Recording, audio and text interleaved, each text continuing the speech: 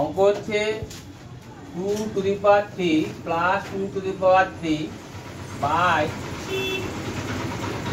2 to the power minus 3 plus 2 to the power minus 3 এর মান কত? কি করবে?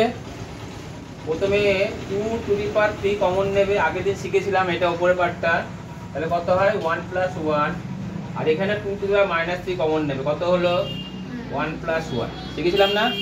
তাহলে এটা কত হয় 2 টু দি পাওয়ার 3 ইন্টু 2, আর নিচে কত হয় 2 to the power minus 3 into 2, 2 কেটে দিলাম। এবার তোমরা জানো a to the power m মানে কত হয়?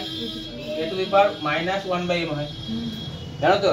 বা এটা লেখা যায় না a to the power minus m মানে 1 by a to the power m লেখা যায় না? জানো তো জানো না? তাহলে এটাকে উল্টিয়ে এরকম লেখাও যেতে পারে। তার মানে আমি লিখতে পারি 1 by 2 to the power minus 3 মানে উপরে কত হলো 2 টু দি পাওয়ার কত 3। এবার গুণ থাকলে পাওয়ার পরে কি করতে হয়? যোগ। তাহলে কত উত্তর হলো 2 টু দি পাওয়ার 6। এটা হচ্ছে অ্যানসার।